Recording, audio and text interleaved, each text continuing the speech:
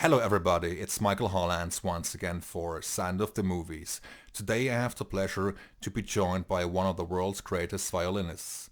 It is my distinct pleasure to welcome the great Rusanda Panfili. Hi, Michael. I hope you're doing fine and thank you so very much for taking the time out of your schedule. You are welcome. Thank you for the invitation. Rusanda, at first I would like to know what sparked your interest in music, especially your motivation to pick the violin as your instrument of choice. I was not born necessarily in a family of musicians, but music always surrounded our family. I come from Moldova, and in my country, people love to play instruments and sing songs, and we are very connected to our folk music. So basically, in each family, you will find somebody who plays an instrument or two, and just for the fun of making music together and keeping the tradition alive. So my mother, she did learn how to play the violin in the music school. She didn't pursue this career, but she kept playing. And for me as a child, it was always really nice to see her play and to hear her play traditional songs. And I was also a very musical child. I always loved to sing and to perform and making sort of performances for my family, for my parents. I think I was a natural performer since I was a little child. And when the choice came to which school to go to, my parents thought about, well, since she likes to perform and she likes music very much, let's bring her to the music school. And I naturally chose violin because I saw my mom playing, and it was just really natural for me to choose this instrument. I just love music in general. I don't know if I necessarily thought I'm going to be a musician, as a professional musician, since I was a child. I was not having necessarily this view and idea in my head. Neither did my parents. They actually just thought it would be a nice thing for me to learn. But things developed very fast towards me becoming a professional musician, because when I was 11, one of my father's business partners, who was from Vienna, from Austria, listened to me playing when he was visiting us, and he came up with the idea of me studying in the Vienna Conservatory, because he knew that Vienna is, of course, very famous for the classical music, for a great education in music. And he came up with the idea for me to go and just try out the exam, play at the exam, and then see what happens. And none of us expected that I will actually make it. I went there more for fun. It was more like a journey with my mom. And eventually I had a unanimous vote from the jury. And one of the best teachers at the Vienna Conservatory wanted to have me in his class. His name is Alexander Arenkov, and he was one of the students of the famous David Oistrakh in Moscow. So in that moment, my whole life changed, because my parents had to take a decision. Are we going to make this happen? Are we going to basically send her to Vienna to study? And they did. And I'm very happy they did, because I stayed in Vienna. I am based in Vienna since 20 years. And I think it worked out well. I would say so. I would definitely agree here. I have always been under the impression that the violin is probably the most difficult instrument one could pick to learn. I hope I'm not mistaken. And You're not. Definitely not. I can absolutely confirm that. good. It takes years of training to even master the basics, of the instrument. There are so many aspects of that are difficult in playing a string instrument, especially violin.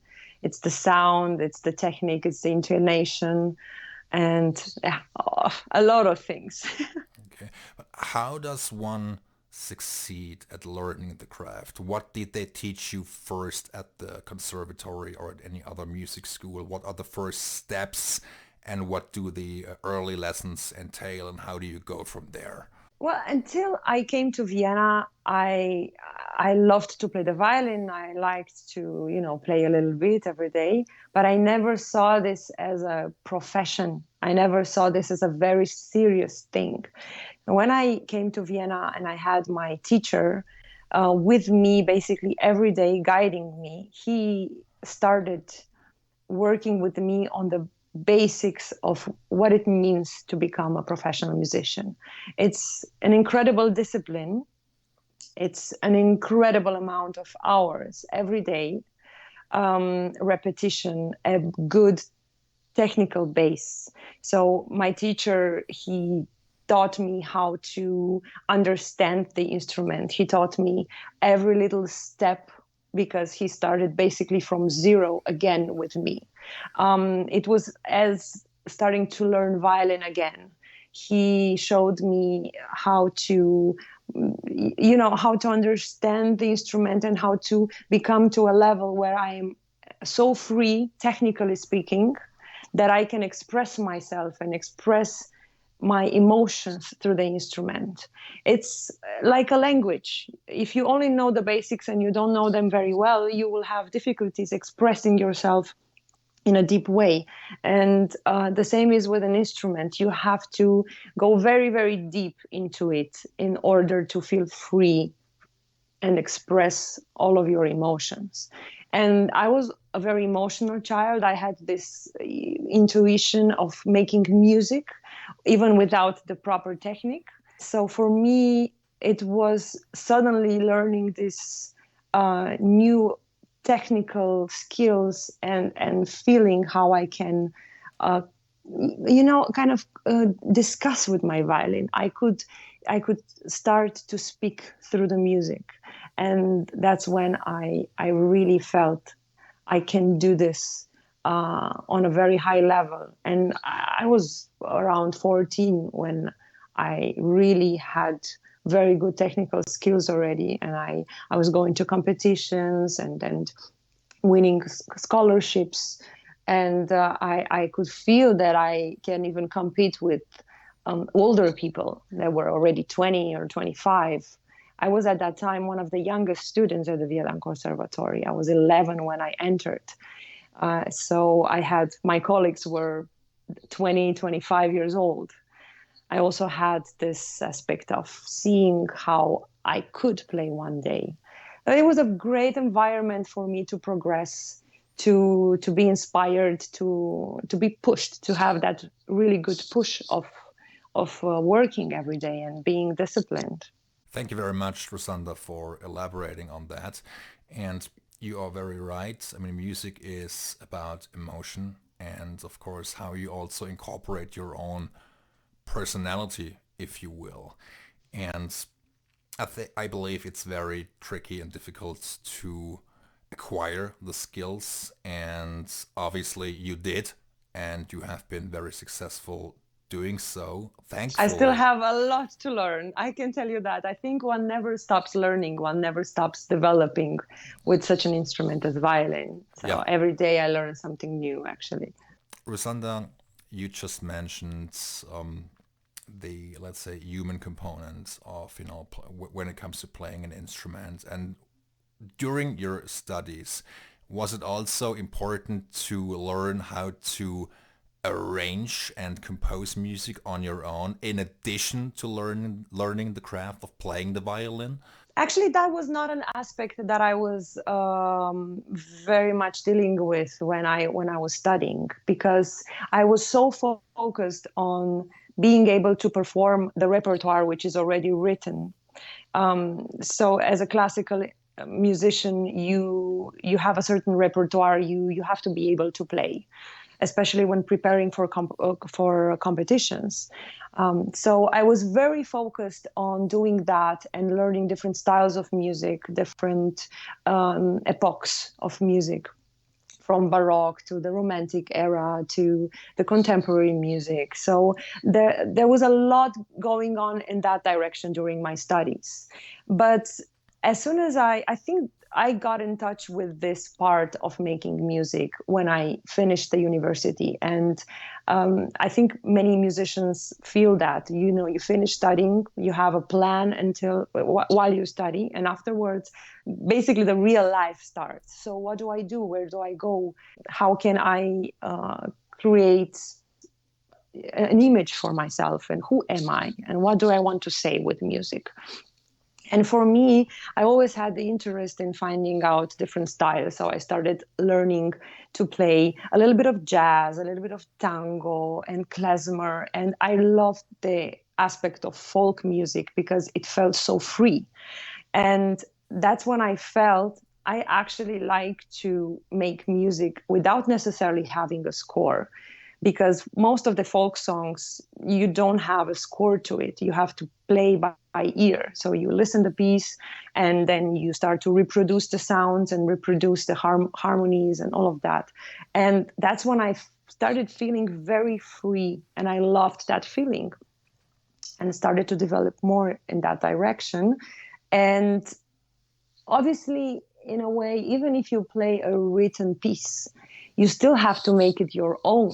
So you don't arrange it in a way that you change the composition, but you arrange the interpretation. That is also an aspect of arranging music and trying to make it your own. So there are very subtle aspects in that way, but to compose and to arrange my own music, I actually started maybe around 6 or 7 years ago. If there is a large portion of the audience out there who wants to study the violin, which practice tips would you have in mind for them besides being patient? I think to have a really good start is important. So to have a good start with the violin, you have to have a proper technique so that you don't struggle later on when you want to play some more difficult pieces. And I would suggest finding the right teacher or finding the right person who can guide you uh, in your first years, especially, you know, to have the right position, which is as close to normal as possible, because playing the violin doesn't have such a normal position. So you have to try to listen to your body and have a very good position while playing. Focus a lot on the basics of the instrument. So basics of the sound, of the bow technique, and on intonation, because these are the problems you will have to deal with your entire life.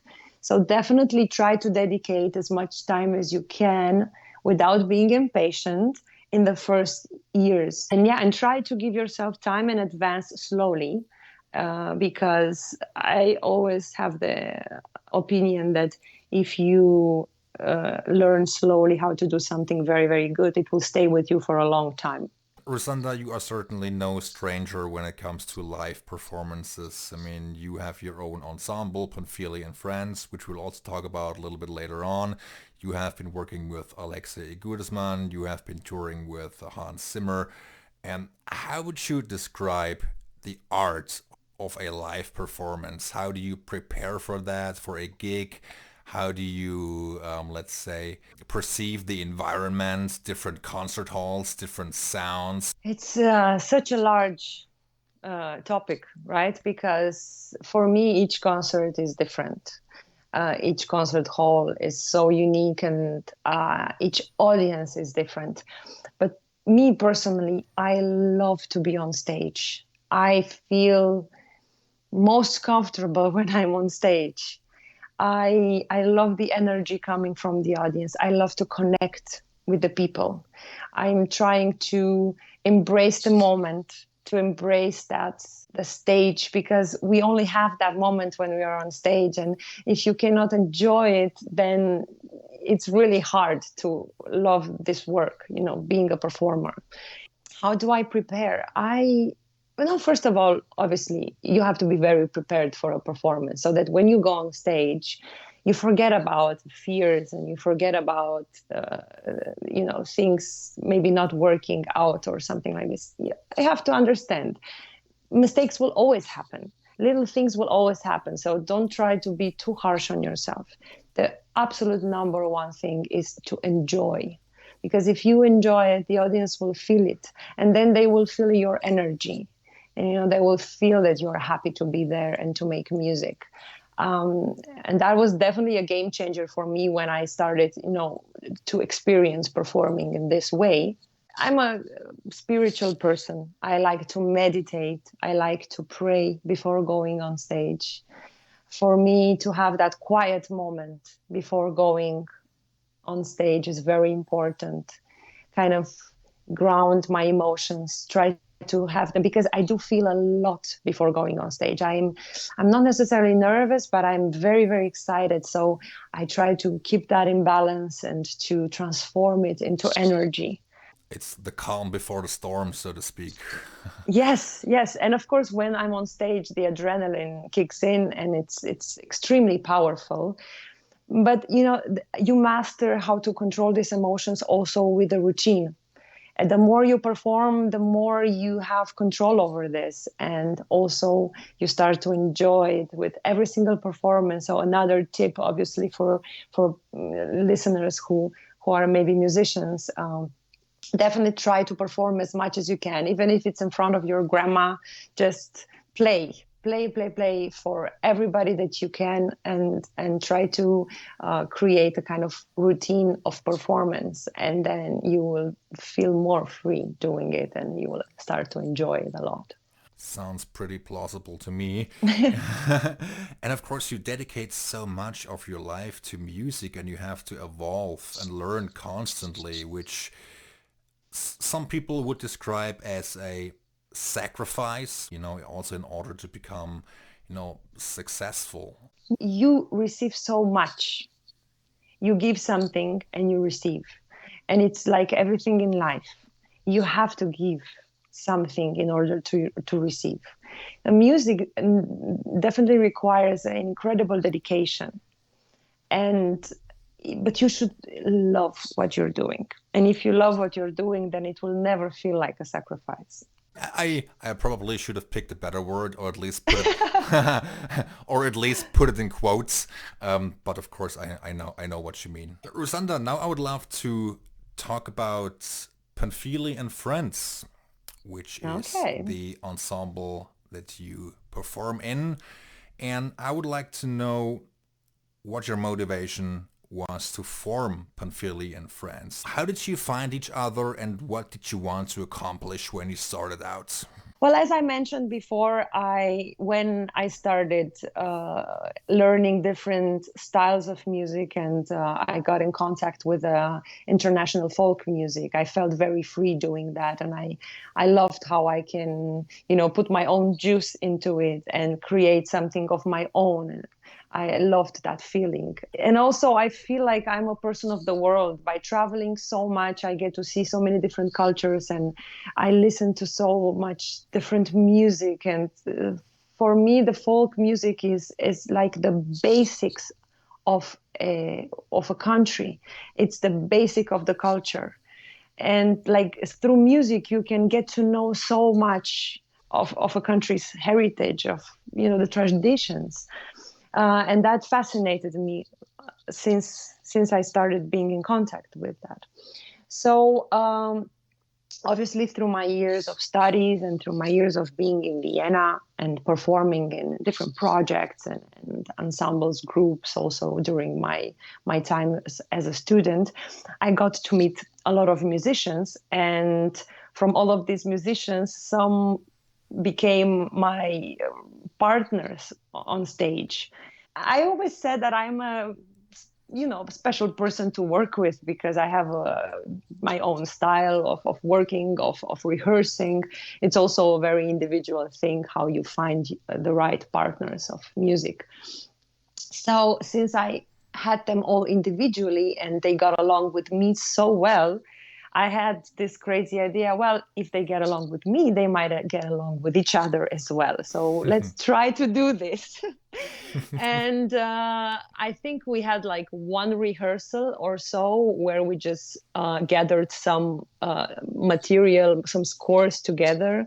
We always liked to play, and then we got together for one session and we basically improvised and tried out a few pieces, and it just was so natural for us to play together. And then we had one concert, and then since that concert there are even a few videos on my YouTube channel from that concert. At that time we were only 5. We didn't have the drummer, which we have right now, Sasha Nikolic. So it was just such a big success for us, and the audience reacted incredibly well. And just by having those videos on YouTube, we started getting invitations to festivals and to play concerts. And I saw this as a sign that what we are doing is wanted. You know, people love what we are doing, and we love what we're doing. But you know, often you do things you love, and you don't expect much to come out of it. And then I started putting a lot of effort into the group, into the ensemble, and we started working on repertoire, on making the pieces even more our own, on developing our own repertoire and our own style. And now, after 4 years of performing together, in the meantime, I got to know the drummer, Sasha Nikolic, and I felt like he just, as a person, as a musician, he would be just perfect for the ensemble. I asked him to join, and he was happy to do so. Yeah, and our album is going to be available, so I'm very, very happy about that. It's a dream come true to have an album with this project because it's just so close to my heart. That's the very first album of Panfili and Friends, right? Yes. It's, as I understand, it's a combination of classical music and also folklore. Yes. Could you please tell me a bit about the music and the album itself? What can we expect? It's a mix of international cultures. I want to call it a musical journey. The music will take you to so many different places. We have music from Spain, which is influenced by flamenco, but it's written by Manuel de Falla, so it's a classical composer. We took those pieces, which originally are just for piano and voice, and we created a version that you will never hear like this before, for an ensemble of 6 people with drums, you know, something very unusual for classical music. I wanted to bring out a little bit more the essence of the flamenco music and of the Spanish music. So we have a few pieces from the suite Siete Canciones Españolas, which means 6 Spanish songs. Then we have a fantastic folk song from Venezuela, because the pianist in our group is from Venezuela. That's another really cool aspect of the ensemble. All of us come from different countries. So we have the pianist from Venezuela, the guitarist is Danish, the drummer is Croatian, the accordionist is from Austria, the cellist is from Bulgaria, and I'm from Moldova. So we are already very multicultural. So it just felt really right that we bring in our heritage, you know, and try to go very international with the music as well. So we have the Venezuelan piece, which is super virtuoso, a lot of fun to play and to listen. And then we have a few pieces from my country, and I'm really, really happy to do that because I love the folk music in my country. And I actually recorded the songs that I was listening to my mom playing. So it has a very strong connection to me. 3 pieces from Moldova and Romania. I also used to live in Romania for a while, but it's mostly the same country, the same culture, Moldova and Romania. And then we have 3 compositions which are written by the accordionist in our band, Christian Bakanic. And they are inspired from Argentina, and also one piece is from the mountains of Austria. It's a yodeler. That's like the yodel. I don't know if the listeners will know. I'm not going to try to yodel now. but just Google yodel. um, so it's a traditional Austrian song, and he arranged that also into kind of almost like a waltz. And then he dedicated a piece to Vienna. It's called Vienne sous la neige. It's actually, he wrote it while Vienna was once covered completely in snow. It was very unusual, actually, to see that. And he wrote this composition for Vienna. And then we have probably one of the most famous tango pieces by Astor Piazzolla, Libertango. And then we also have a bossa nova. It's called Giovanni Tranquillo. So as you see, big mix of culture.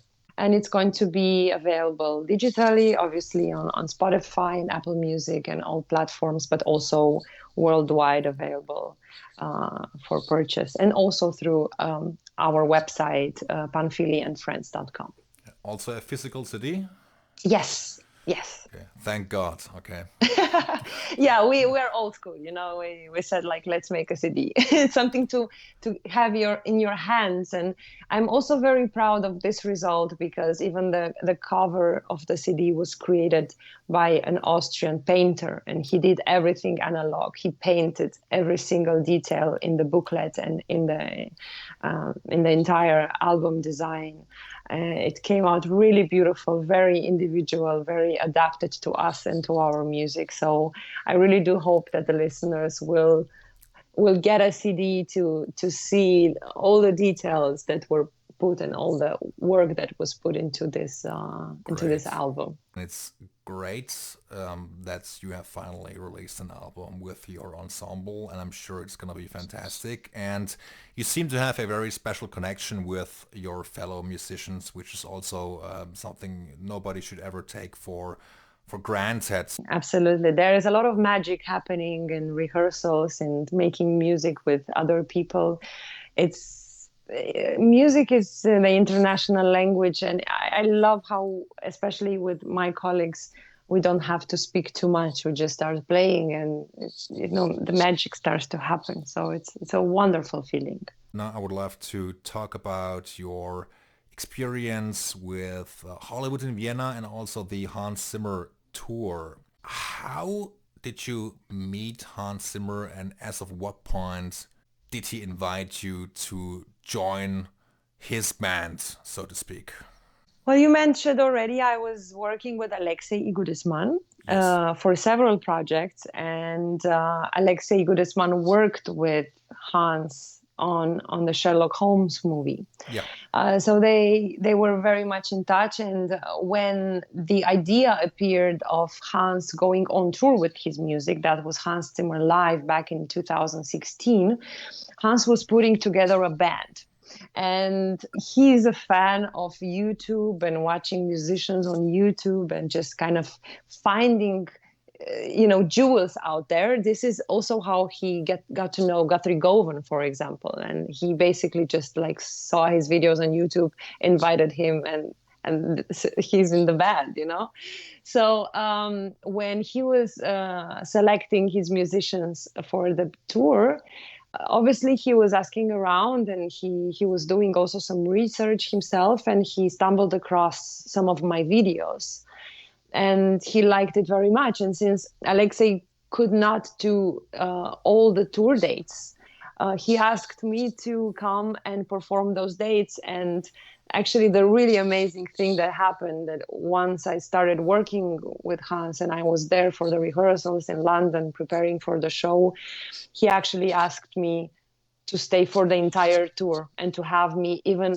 additionally, even if Alexei was on stage. And that was just incredible. I felt incredible appreciation from him, and he's such a generous person and so amazing with us. I'm incredibly impressed by his attitude and the way he makes music, the way he interacts with us. It was an incredible experience for me to see that. And I did the 2016 tour. There is also a Blu-ray, live in Prague, from one of the concerts from that tour. There's also a CD. And then I was asked also to do the World of Hans Zimmer show, which appeared 2 years later, and it's the symphonic celebration of his music. Oh yes, it's a fantastic album. I mean, the World of Hans Zimmer tour, which was also then incorporated into Hollywood in Vienna to Yes, celebrate Hans's music, and when he was being presented with the Max Steiner Film Music Achievement Award. You did a wonderful job performing live. Yeah, Da Vinci Code. And thank you. you performed the Chevalier de Sangreal piece. Of course, you were also involved in playing the Pirates of the Caribbean live on stage, and I believe it must have been so thrilling, touring all over the globe, with Hans Zimmer to perform those great pieces. I mean, I've never performed arenas before. You have to imagine, as a classical musician, you never think you will ever get to perform in an arena where 20,000 people are there to listen to you. That is just, maybe some open air concerts, some special shows are like that. But usually concert halls, there are maximum 7,000 people. Yeah. So we don't get to think about that. We don't, what you cannot have, you don't think about, It's somehow like that. And the very first show I did with Hans Zimmer live was the Wembley Arena in London. And I will never ever forget that moment when I was on stage and the crowd was so loud and so powerful and so enthusiastic when Hans went out on stage, and then the way they were cheering us during the performance and the applause, and it was an incredible feeling, absolutely fantastic. And every single concert since that moment, every single arena concert we played with the Hans Zimmer shows is beyond words. It's something that you can't really explain how amazing it feels to have such a large audience in front of you. Yeah. The energy is absolutely amazing. Did you also perform in Frankfurt when Hans was performing in the Commerzbank Arena? Yes, I was also there. I was also in Frankfurt, and the Commerzbank Arena, of course, is huge. I think there were about 25,000 people, 30,000 people. Incredible arena. I have to say, it looks amazing. It's a fantastic arena. I remember it. I see it visually now in front of my eyes. Oh yeah, it was a fantastic concert, and of course I also enjoyed the Blu-ray because I couldn't make it to Prague when you performed there as well with Hans, and the Blu-ray of course is a must own for any fan of film music and Hans's music, and if you ever want to see great performances live on stage, this is one of the editions to get, of course, of contemporary film music. But speaking of film music in general, if I still might throw in that question, you also performed an incredible piece composed by John Williams, Schindler's List. Yes, it's one of my favorites, absolutely. Yeah. An incredible score. And what is your general perception of film music? And do you have any favorite film scores? For me, always, since I was a child, I saw music in pictures. When I took a new score to learn, even if it was just a classical music piece, I always tried to imagine the story behind it and to visualize it. So film music for me feels incredibly natural, and especially playing such scores like the music of John Williams or Hans, they are masters of this. They create a music that fits perfectly to the picture, and you can close your eyes and just listen to the music, and you will feel what's happening. This is an incredible talent, an incredible skill. My favorite scores, it's so hard to say because obviously I really love Hans's music. I got very attached to it. I've been performing his music since 4 years, so I fell in love even with the scores that I didn't know before.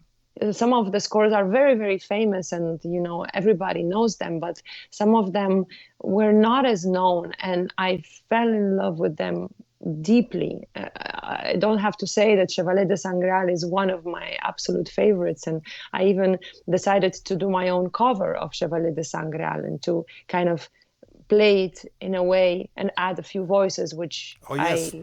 I felt that, even those voices, we even discussed them with Hans, because you have to know, when we rehearse with Hans for the live shows, we definitely change even the scores a little bit. We add our own thing to it, and he wants to do that. He Yeah. wants us to do that. He wants us to make the live shows a little different than the original scores, to make them individual. And I gathered all the information that we were working on for the past 4 years, and I created this arrangement of mine, which is without the cello voice, but it's mostly played just with the violin by me. And it's released, so anybody can listen to it on Spotify or even watch a music video on my YouTube channel. It's very hard for me to decide, but I love the Crimson Tide score. I get goosebumps every time I play that, and it's so incredibly powerful and dramatic. And I always said it's like one of my favorites. And in the new show of The World of Hans Zimmer, a score that is not so famous, but I absolutely love it, is Spirit. Oh yes, totally. Yeah, it's absolutely fantastic. It's the piece where, if you look at the musicians' faces, unfortunately, probably being in the audience, you cannot see that. We are so happy when we play that, the joy that we have playing the score. So it's a very powerful feeling, but there are so many, so I couldn't. We would need a few more hours to talk about all of my favorites. The Crimson Tide is a very good example, actually. I That was one of the show's highlights for me personally, and he did a very great arrangement, a combination of Crimson Tide and also Angels and Demons, which was Yes. yeah, fantastic. And you know what's very special about that score? That the rhythm, it's a Bulgarian rhythm that Hans used it. Ta ta ta ta ta ta ta ta ta ta ta ta ta ta ta ta ta Oh ta. yeah, That is a traditional Bulgarian rhythm. So Hans, even he gets inspired from different cultures of the world. And I love to see these hidden things in his music. There are so many. His music is so complex on an incredible level. So I know all the musicians who are listening will definitely know what I'm talking about. have you ever considered doing an album with your own interpretations of classic film themes arranged for a violin only? Absolutely. And I don't want to spoil too much, but it might it might come very soon. Good, good. Yes, yeah, I love film music, and I, especially as you said, interpreted just by violin. I want to show also the audience what the violin is also a very versatile instrument. It's not just a solistic instrument, which you hear sometimes, just a few lines.